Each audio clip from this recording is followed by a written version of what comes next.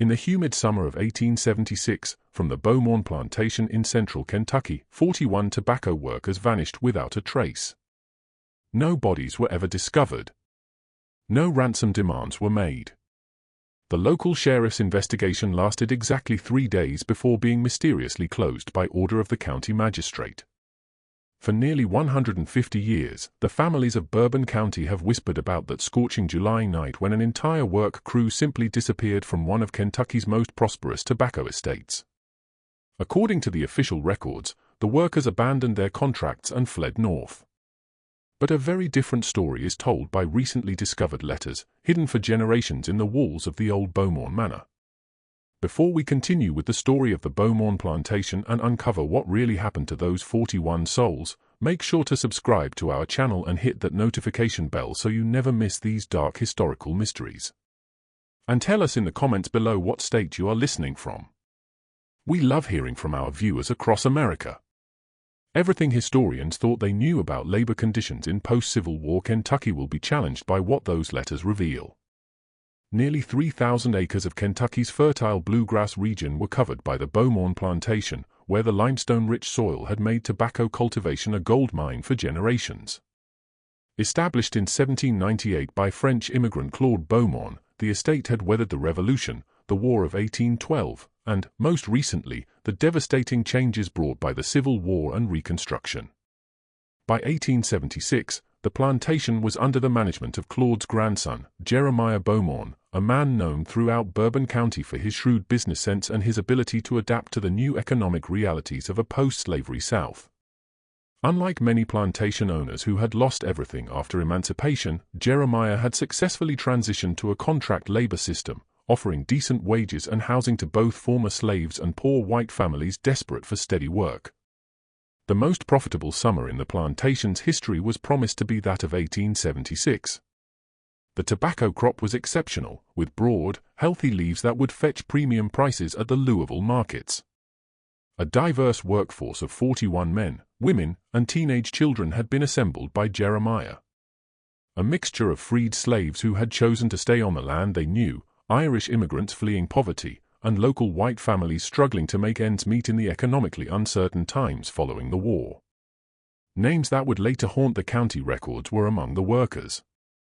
Samuel Rutledge, a former slave who had earned Jeremiah's trust as a field supervisor. Patrick O'Sullivan, an Irish immigrant whose letters to his sister in Boston painted a picture of hope and steady work. Martha Caldwell, a widow with 3 children who had found refuge and employment at Beaumont after her husband's death in a mining accident. And Thomas Vance, a young white man from the mountains of eastern Kentucky who had come seeking a better life than the hardscrabble farming that had claimed his father's health. Like a small town, the plantation operated. Behind the main house, the workers lived in neat rows of wooden cabins. A small garden plot for vegetables was allotted to each family. A general store where workers could purchase necessities had been built by Jeremiah, along with a small schoolhouse where the children learned to read and write, and even a chapel where traveling preachers held services twice a month. To outside observers, Beaumont Plantation represented a success story, a former slave plantation transformed into a thriving agricultural enterprise that provided dignity and opportunity to people from vastly different backgrounds. But beneath this veneer of prosperity, tension simmered. The summer of 1876 was not just any summer in America. It was the centennial year, a time when the nation was simultaneously celebrating its achievements and grappling with the unfulfilled promises of Reconstruction. In Kentucky, as in much of the South, white supremacist groups like the Ku Klux Klan remained active, terrorizing black communities and any whites who dared to work alongside them as equals. An anomaly that drew attention, not all of it welcome, was the integrated workforce at Beaumont Plantation. Several editorials questioning the social experiment at Beaumont had been written by local newspaper editor Harrison Crow, arguing that such integration was unnatural and dangerous to the established order. A mixture of envy and resentment was how several neighboring plantation owners, still bitter about their losses during the war, viewed Jeremiah's success. There were rumors of nighttime meetings, of hooded riders seen on the roads near the plantation, of threats whispered in the darkness. July 23, 1876, at Beaumont Plantation started like any other summer day. Before dawn to beat the crushing Kentucky heat, the workers rose, gathering their tools and heading to the tobacco fields as the first pale light crept across the rolling hills. Thick with humidity and the sweet, pungent smell of ripening tobacco leaves was the air. From the oak trees that dotted the landscape, mockingbirds called, their songs mixing with the low conversations of the workers as they began another day of the harvest that would determine their prosperity for the coming year. The field supervisor, Samuel Rutledge, had assigned the crews to different sections of the plantation that morning. To the eastern fields, where the tobacco plants were at their peak and needed immediate attention, the main group of 28 workers was sent. To the curing barns, where the delicate process of drying and preparing the already harvested leaves required constant monitoring, 13 others were assigned. By 7 in the morning, all 41 workers were accounted for and at their posts. His usual morning rounds were made by Jeremiah Beaumont, riding his bay horse through the fields and stopping to speak with various crew leaders about the day's tasks. That he seemed particularly pleased with the quality of the crop was recalled by several workers later, and he had mentioned plans to expand operations the following year. "This harvest will set us up for years to come," he told Samuel Rutledge as they examined a particularly fine section of tobacco plants. "From this season, every family here will see good money." As the day progressed, the oppressive heat drove temperatures well above 90 degrees. Methodically through the rows of tobacco, the workers moved, cutting the mature plants and loading them onto wooden wagons for transport to the curing barns. About how the sweat running down their faces would season the tobacco leaves, Martha Caldwell was overheard joking with her fellow workers. To keep the work crew's spirits up as they labored under the blazing sun, Patrick O'Sullivan sang Irish ballads. At noon, the plantation bell rang for the midday meal, and all 41 workers gathered in the shade of the large oak trees near the main house. They shared simple fare, corn bread, beans, and cold buttermilk, while discussing the morning's progress. Strange visitors they had seen on the plantation roads earlier that week were mentioned by several workers, well-dressed men in dark suits, who had ridden through without stopping to speak with anyone. They were potential tobacco buyers scouting the operation had been assumed by Samuel Rutledge, but something about their demeanor had made him uneasy. Work resumed after the meal. The more delicate tasks of selecting and preparing the finest tobacco leaves for premium market grades were the focus of the afternoon shift. The workers labored until sunset when the plantation bell rang again to signal the end of the workday. As had been the custom for months, all 41 workers gathered at the general store to collect their daily wages. A practice that had earned him considerable loyalty was Jeremiah Beaumont's belief in paying his workers at the end of each day rather than waiting for weekly payouts. That every worker had been present and accounted for at 6:30 when the last wages were handed out was noted in his journal that evening by Thomas Vance, who kept meticulous records of the daily wage distributions. The workers then dispersed to their cabins for supper and rest, many gathering on their front porches to enjoy the cooling evening air and share stories of the day. But in the darkness between sunset and sunrise, something happened. Something that would turn a prosperous Kentucky plantation into the center of one of the most baffling disappearances in American history. When Jeremiah Beaumont rang the morning bell at 5:30 on July 24, no one came. Empty stood the cabins that had housed 41 people the night before, their doors hanging open, their occupants vanished without a trace. Remaining scattered on tables and beds were personal belongings, half-finished meals, children's toys, letters waiting to be mailed. But of the 41 men, women, and children who had worked the tobacco fields just hours before, there was no sign. Shockwaves through Bourbon County were sent by the disappearance. Immediately to the county seat in Paris, Kentucky, to report the mass vanishing to Sheriff William Danvers, rode Jeremiah Beaumont. A gruff Civil War veteran who had seen his share of violence and chaos, the sheriff initially dismissed the report as mass desertion. Workers abandon contracts all the time, he told Beaumont, especially when harvest season ends and they think they can find better wages elsewhere.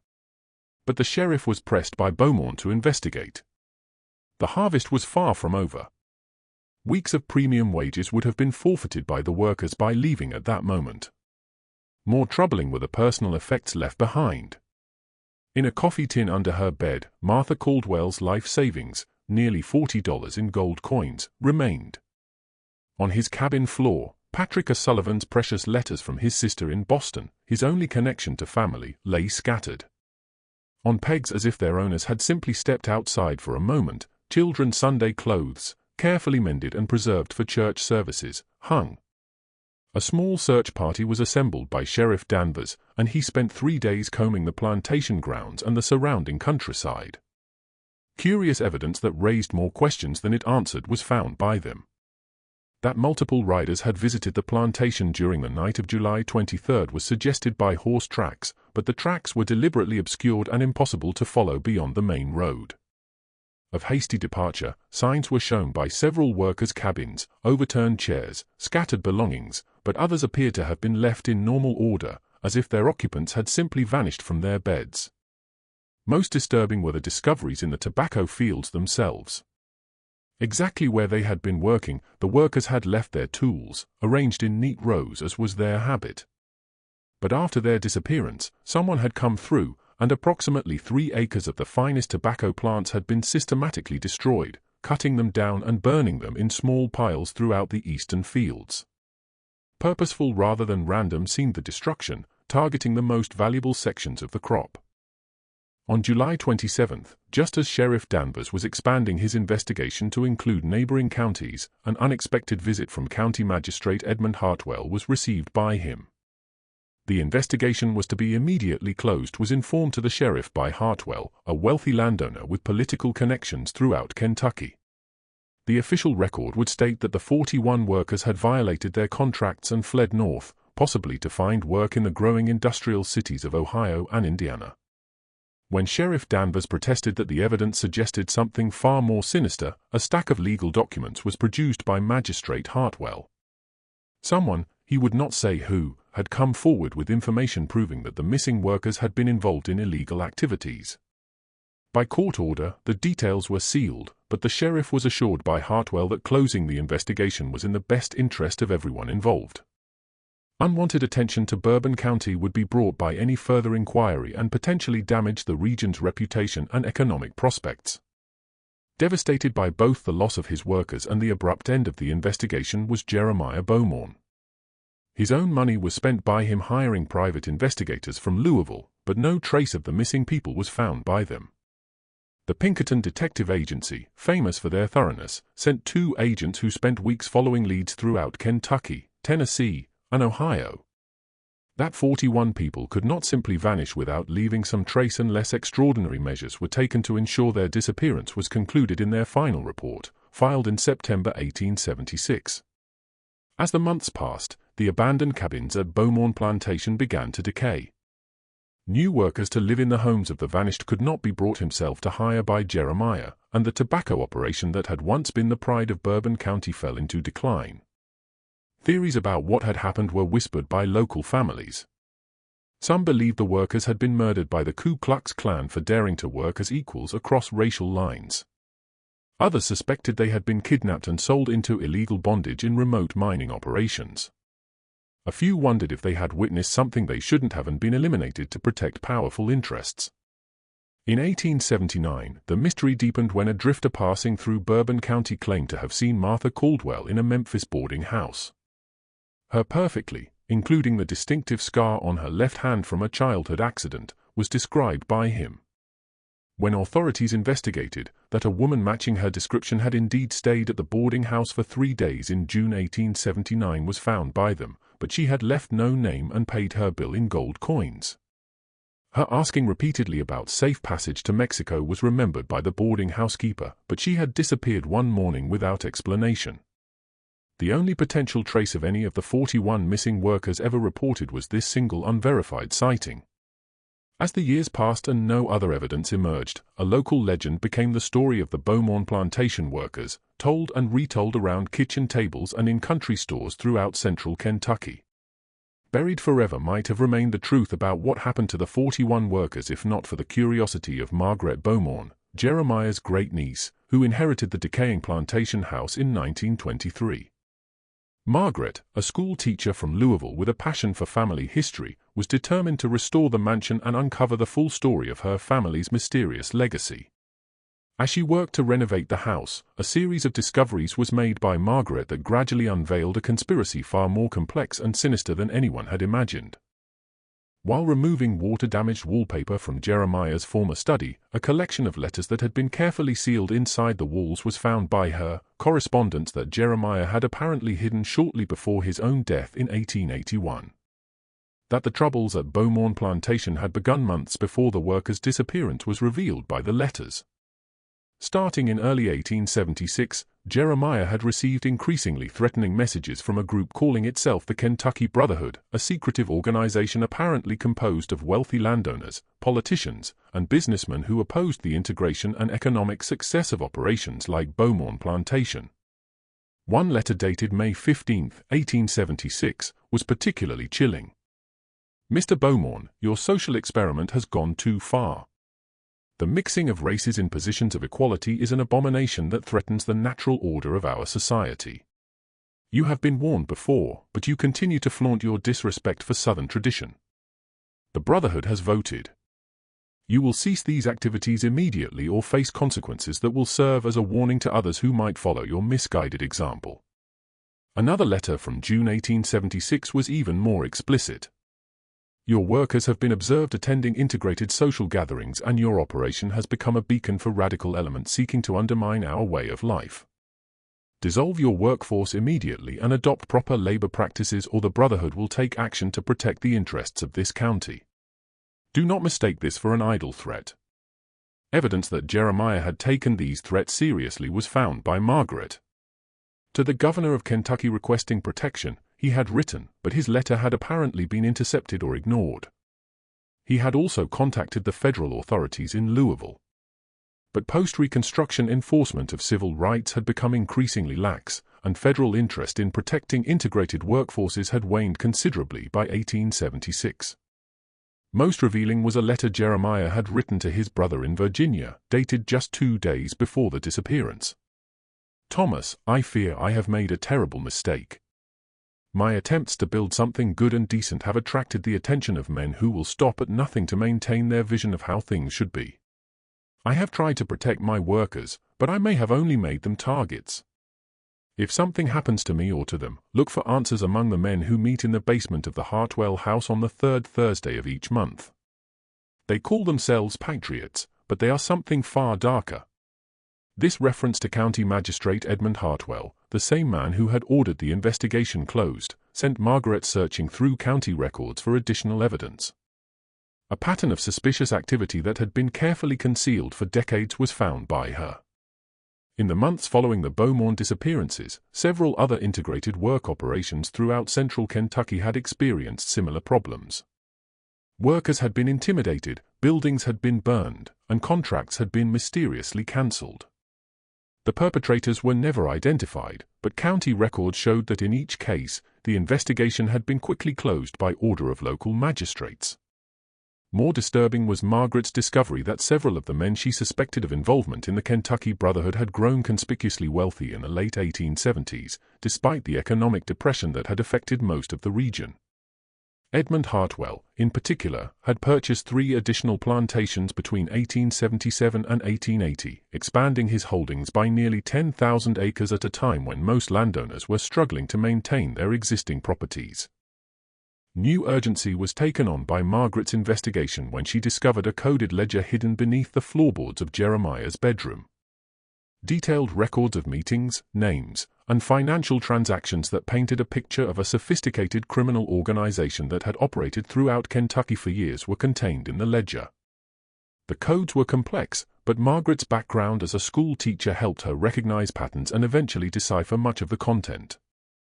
That the Kentucky Brotherhood was far more than a local hate group was revealed by the ledger. A criminal enterprise that used intimidation and violence to eliminate competition and seize valuable properties throughout the region was what it was. Not just for ideological reasons were integrated operations like Beaumont Plantation targeted, but because their success threatened the economic dominance of Brotherhood members who relied on cheap, exploited labor to maintain their profits. Attention had been attracted by Margaret's investigation, the wrong kind of attention. In late 1924, she began receiving anonymous warnings to abandon her research into the plantation's history. Someone broke into her Louisville apartment and searched through her papers, though nothing was stolen. Her mail was apparently being intercepted, as several letters from historical societies and researchers who had offered to help with her investigation never reached her. The harassment escalated when Margaret hired a private investigator to help trace the surviving families of the missing workers. The investigator, a former Louisville police detective named Robert Hayes, had made significant progress in tracking down descendants of several workers when he was found dead in his office, apparently from a heart attack. However, his files related to the Beaumont case had been removed, and his secretary reported that two well-dressed men had visited the office the day before his death, claiming to represent interested parties who wanted the investigation stopped. Despite these warnings, Margaret pressed forward with her research, driven by a growing conviction that the 41 workers had not simply disappeared. They had been murdered, and their deaths had been covered up by some of the most powerful men in Kentucky. Her breakthrough came when she located Ezra Sullivan, the elderly nephew of Patrick Sullivan, one of the missing workers. Ezra, now living in Boston, had preserved his uncle's letters and had spent decades searching for information about Patrick's fate. To Margaret, he revealed that Patrick's final letter, dated July 20, 1876, had contained disturbing information about tensions at the plantation. "Dear Mary, something evil is brewing here in Kentucky. Samuel Rutledge, the field supervisor, told me yesterday that men have been watching the plantation at night, sitting on horses just beyond the tree line. Mr. Beaumont has been nervous and short-tempered, which is not like him. Some of the workers are talking about leaving, but the harvest is so close to completion that most of us want to see it through. The money will set our families up for the winter and beyond. But I have a feeling in my bones that something terrible is going to happen. If you do not hear from me soon, contact the authorities in Boston and tell them that Patrick Sullivan did not abandon his job willingly." This letter provided the first direct evidence that the workers had sensed danger before their disappearance. But even more shocking information was had by Ezra to share. In 1891, 15 years after the disappearance, he had received a visit from a stranger who claimed to have information about Patrick's fate. The man, who would not give his name, told Ezra that Patrick and the others had been killed on the night of July 23, 1876, and their bodies disposed of in a way that would ensure they were never found. The stranger claimed to have been present during the killings but said he had been bound by oath never to reveal the details. However, guilt had tormented him for 15 years, and he wanted Patrick's family to know that their loved one had died bravely, trying to protect the women and children in the group. Before disappearing again, a cryptic clue was left with Ezra by the stranger. "If you want to find where they rest, look for the place where the tobacco grows tallest, where the soil is richest, where the limestone runs deepest." That this clue might refer to a specific location on the Beaumont plantation was realized by Margaret. Kentucky's limestone-rich soil was famous for producing exceptional tobacco, but certain areas were known to be particularly fertile. She returned to the plantation with a team of agricultural experts and began testing soil composition throughout the property. Their investigation led them to a section of the eastern fields where the tobacco had historically grown with unusual vigor, the same area where the mysterious crop destruction had occurred immediately after the workers' disappearance. Significantly higher levels of phosphorus and nitrogen than surrounding fields were shown by soil samples from this area. A composition that could be explained by the decomposition of organic matter deep beneath the surface. Just when Margaret thought she was close to solving the mystery, a visit that would change everything was received by her. County Magistrate Harrison Hartwell, Edmund Hartwell's son, who had inherited both his father's position and his secrets, arrived at the plantation accompanied by 2 attorneys and a court order. The order, signed by a judge in Lexington, prohibited any further excavation or disturbance of the plantation grounds, citing historical preservation concerns and respect for private property rights. But enough had been learned by Margaret to know she was close to the truth. The pieces of the puzzle were finally falling into place, revealing a conspiracy that had reached the highest levels of Kentucky society. Before she could be stopped, she would uncover evidence that would expose not just what happened to the 41 workers, but why they had to die and who had given the order for their deaths. Just when we thought we'd seen it all, the horror in Bourbon County intensifies. If this story is giving you chills, share this video with a friend who loves dark mysteries. Hit that like button to support our content. And don't forget to subscribe to never miss stories like this. Let's discover together what happens next in this tale of murder and conspiracy that shook Kentucky to its core. From an unexpected source came Margaret Beaumont's final breakthrough. While being forced to halt her excavation of the plantation grounds, she had befriended Elias Rutledge, the elderly grandson of Samuel Rutledge, the missing field supervisor. Elias, now in his 70s, had grown up hearing whispered stories about his grandfather's fate from older family members who had been too frightened to speak openly about what they suspected. The old man's hands trembled as he sat across from Margaret in her modest hotel room in Paris, Kentucky, on that cold December evening in 1924. Outside, snow fell steadily, muffling the sounds of the small town and creating an atmosphere of isolation that seemed appropriate for the terrible secrets he was about to reveal. For nearly an hour, Elias had sat in silence, wrestling with a decision that would break a promise his family had kept for almost 50 years. "Miss Beaumont," he finally said, his voice barely above a whisper. "There are some burdens that get heavier with time, not lighter. My grandmother made me swear on the Bible that I would never tell what she saw that night. But I'm 73 years old and I can't take this secret to my grave knowing that my grandfather and all those good people are lying in unmarked dirt while their killers' families live in mansions built on blood money." As Elias began his story, Margaret realized that everything she had discovered so far was just the surface of a conspiracy far more elaborate and horrifying than she had imagined. His grandmother, Samuel's wife, Rebecca, had not been at the plantation on the night of July 23, 1876. She had been in Lexington caring for her sister Martha, who was dying of consumption. This absence, which had probably saved her life, had also made her the only witness to the immediate aftermath of what would become known as the Beaumont Massacre. To the plantation on the morning of July 24, Rebecca had returned, expecting to find her husband and the other workers beginning another day of harvest. Instead, an eerie silence that made her skin crawl was found by her. Empty stood the workers' cabins, doors hanging open like mouths frozen in silent screams. Children's toys lay scattered in the dirt, and the morning meal preparations had been abandoned mid-task. Pots of grit still sat over cold fires, and coffee grounds were spilled across kitchen tables, as if people had been interrupted in the middle of their morning routines. But Rebecca was not just any worker's wife. She had been born into slavery on a Virginia plantation and had developed the survival instincts that had kept her alive through the horrors of bondage and the chaos of the Civil War. When she sensed danger, she knew to hide first and investigate later. Instead of calling out for her husband or approaching the main house, she had concealed herself in the dense woods that bordered the eastern fields and waited to see what would reveal itself. What she witnessed over the next several hours would haunt her for the rest of her life. As the sun climbed higher, bringing the oppressive heat that was typical of Kentucky summers, Rebecca saw wagons emerging from the eastern fields, not the usual tobacco wagons, but heavy freight wagons with reinforced beds and canvas covers. The wagons were driven by men she didn't recognize, but accompanying them on horseback were several figures she knew all too well. County Magistrate Edmund Hartwell rode at the front of the procession, his usually immaculate clothing stained with what looked like dirt and something darker. Behind him came Judge Cornelius Vandenbroek from the county courthouse, Mayor Samuel Preston from the town of Paris, and Dr. Hiram Caldwell, ironically, no relation to the missing Martha Caldwell, but the county's most respected physician and a man Rebecca had always trusted. Seeing these pillars of the community involved in whatever had happened to the workers filled her with a terror beyond anything she had experienced even during the darkest days of slavery. Slowly toward the main road, the procession moved, and Rebecca counted at least 8 wagons, all heavily loaded and covered.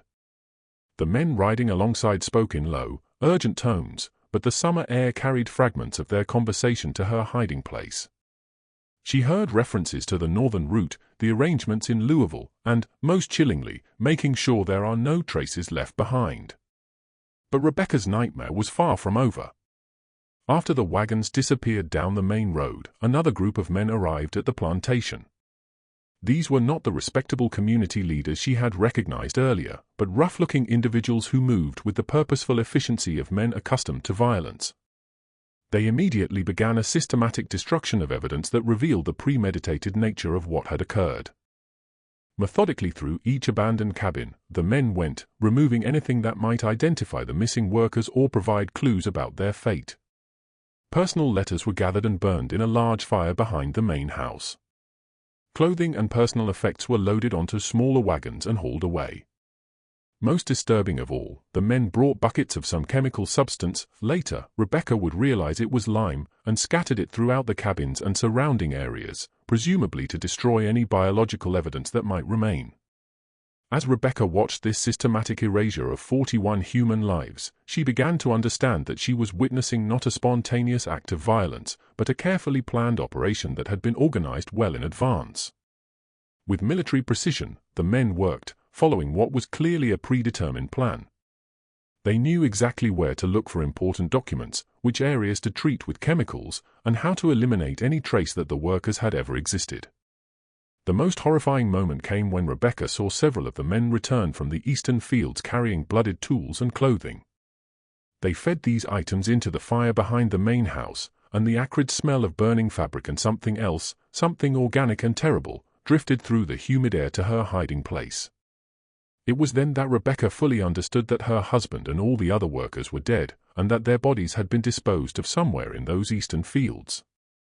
But the nightmare still wasn't over. As the afternoon wore on, Rebecca watched as the conspirators began the next phase of their plan, creating a false narrative to explain the workers' disappearance.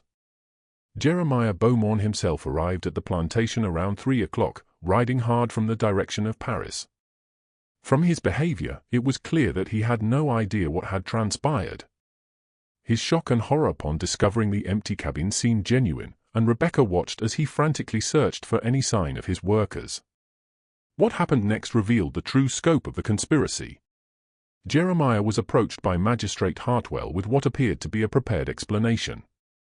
Rebecca couldn't hear the entire conversation, but she caught enough fragments to understand that Hartwell was telling Jeremiah that the workers had been threatened by local vigilantes and had fled during the night for their own safety. Documents that he claimed proved the workers had violated their contracts and abandoned their jobs were produced by Hartwell. Jeremiah's anguished protests were met with calm assurances from Hartwell that everything possible would be done to locate the missing workers.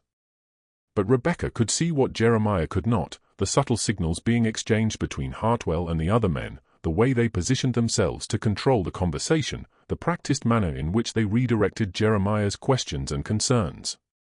As evening approached, Rebecca realized that she was in mortal danger. If the conspirators discovered that anyone had witnessed their activities, they would not hesitate to eliminate that witness. She began to carefully work her way deeper into the woods, planning to remain hidden until she could safely leave the area. But as she moved through the underbrush, a conversation that revealed the full horror of what she had witnessed was overheard by her. Two of the rough-looking men were standing near the edge of the woods, smoking and discussing the day's events. One was complaining about the physical difficulty of the work they had done in the eastern fields. The other responded with casual brutality that made Rebecca's blood run cold. 41 bodies don't bury themselves, especially when you got to dig deep enough that they won't ever be found. But the pay is good. And the boss says this kind of work keeps the colored folks and their white sympathizers in line. Nothing like a whole crew disappearing to make people think twice about getting too uppity. The first man chuckled and replied, "The line will take care of any evidence, and by next spring, this will be the most fertile tobacco ground in Kentucky." Fitting, ain't it? The ones who thought they were too good to know their place will end up fertilizing the crops that make their betters rich. This conversation confirmed Rebecca's worst fears about her husband's fate. But it also provided crucial information about the location of the mass grave, the eastern fields, where the conspirators had spent the day working, where the tobacco had always grown with unusual vigor. This was where Samuel and the others had been buried. In the woods until well after midnight, Rebecca waited before beginning her careful journey away from the plantation. She didn't dare return to her cabin to collect her belongings, knowing that the conspirators might be watching for anyone who tried to claim the workers' possessions. Instead, on foot to Lexington, she made her way, where her dying sister provided cover for her presence in the area. But Rebecca's ordeal was far from over. In the days that followed, she learned that the conspiracy extended far beyond what she had witnessed at the plantation. When Sheriff Danvers began his investigation, Rebecca considered coming forward with what she had seen. But before she could make contact with the sheriff, a visit from two men who identified themselves as friends who wanted to make sure she understood the importance of remaining silent about recent events was received by her. The men never explicitly threatened her, but their message was clear. They knew who she was. They knew what she had seen, and they were watching her. She might want to consider leaving Kentucky permanently was suggested by them, perhaps joining the many former slaves who were migrating north in search of better opportunities. They even offered to provide her with money for travel expenses, making it clear that this was not generosity, but payment for her silence. Terrified for her life and realizing that the conspiracy included people with the power to reach her anywhere in Kentucky, the agonizing decision to remain silent was made by Rebecca. The travel money was used by her to relocate to Cincinnati, where she found work as a domestic servant and tried to build a new life. But she never forgot what she had witnessed. And she never forgave herself for not finding a way to seek justice for her husband and the other victims. Years later, when she felt it was safe to return to Kentucky, Rebecca began the careful process of documenting what she had seen. Detailed accounts of the events were written by her, maps showing the location of the mass grave were created, and a list of everyone she had recognized among the conspirators was compiled. These records were carefully hidden by her, knowing that they might be the only evidence that would ever exist of the Beaumont massacre. When Rebecca finally told her son about what she had witnessed, she made him promise that the information would be passed down through the family until it was safe to reveal the truth. She died in 1902, taking her secrets with her, but leaving behind a legacy of evidence that would eventually help expose one of the most heinous crimes in Kentucky history. Now, in 1924, Elias Rutledge was breaking his grandmother's trust and his family's silence because he had come to understand that some promises are meant to be broken when they serve to protect evil. As he finished telling Rebecca's story to Margaret Beaumont, tears streamed down his weathered face. "Miss Beaumont," he said, "my grandmother spent her whole life carrying the weight of what she saw.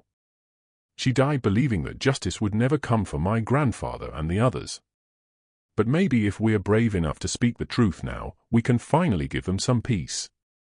Margaret realized that Rebecca's testimony was the missing piece that would allow her to understand not just what had happened to the 41 workers, but how the conspiracy had been organized and covered up. But more evidence was had by Elias to share. Hidden in the basement of his small house was Rebecca's carefully preserved documentation, maps, lists of names, detailed timelines, and, most importantly, a diagram showing the exact location where she had seen the conspirators returning from their grisly work in the eastern fields. A picture of a conspiracy that extended far beyond the local level was painted by the evidence Rebecca had compiled over the years. The Kentucky Brotherhood, as they called themselves, was part of a regional network of terrorist organizations that had formed in response to the social and economic changes brought by Reconstruction. These groups operated with the knowledge and protection of politicians, judges, and business leaders who shared their commitment to maintaining white supremacy and economic exploitation. At a meeting in Louisville in May 1876, attended by representatives from Brotherhood chapters throughout Kentucky and neighboring states, the decision to eliminate the Beaumont plantation workers had been made. The integrated workforce at Beaumont was seen as a dangerous example that might inspire similar experiments elsewhere. If such operations could succeed, it would prove that the South could prosper without maintaining the racial oppression and exploitative labor practices that benefited the Brotherhood's members. With military precision, the massacre had been planned. The timing was carefully chosen to coincide with the height of harvest season, when the workers would be most reluctant to leave and when their disappearance would cause maximum economic damage to Jeremiah Beaumont. The location was selected because the eastern field's remote position would allow the conspirators to work without being observed from the main house or the nearby road. Most chilling of all, Rebecca's records revealed that the Beaumont massacre was not an isolated incident. Similar operations throughout the region had been responsible for by the Kentucky Brotherhood, targeting integrated workforces, Republican politicians, civil rights activists, and anyone who challenged the post-Reconstruction social order.